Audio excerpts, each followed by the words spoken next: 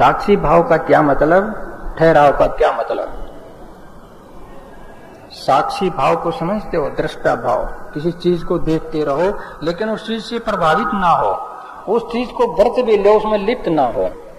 ये साक्षी भाव का मतलब है कि अंदर से तुम्हारा ठहरा हुआ भाव हो जाए। जैसे तुम नदी पर पानी पीने जाते हो, पानी पी भी लेते हो, किनारे पर बैठ के धार में बह तो नहीं जाते। जो किनारे पर जाकर के ठीक से पानी पी लेता है, अपनी प्यास बुझा लेता है, किनारे पर बैठा बैठा, अगर वो अंदर चला गया तो वो डूब जाएगा, वो धार में लिप्त हो जाएगा। साक्षी भाव का ये मतलब है तुम किनारे बैठ जाओ, ये संसार है, ये दरिया है, इसके किनारे बैठ जाओ, इसको देखते रहो, उसको ठीक से जीवन भी जीते रहो। मैं नहीं कहता इसको मत जीवो, लेकिन सावधानी से, होश से, साक्षी भाव से।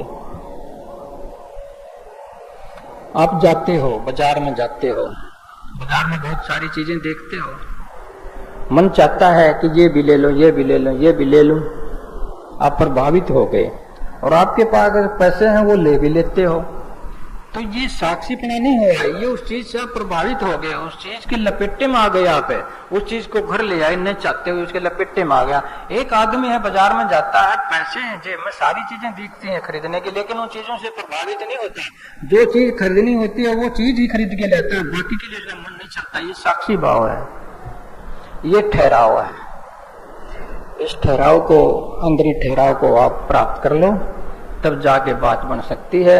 अगर ये नहीं किया तो आप सत्संग सुनते रहो, कुछ भी करते रहो, आप ध्यान ना करियो। यूं कहते हैं वही आदमी रहोगे जो 10 साल पहले थे। जैसे मैंने वो कहानी सुनाई थी ना, गरीब लड़के वाले, वो नौकरी लगने से पहले भी हरिजन से घृणा कर रहा था और नौकरी लगने के बाद भी हरिजन से घृणा कर रहा था। बदलाव नहीं आया, बाहर का समान बदल गया।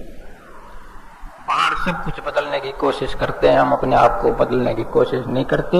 और अपने को, आपको आधार प्राप्त करने के लिए, अपने आप को बदलने के लिए आपको एक चीज चाहिए, ध्यान की, सुमरन की, भजन की, ये नित्य नेम किया करो।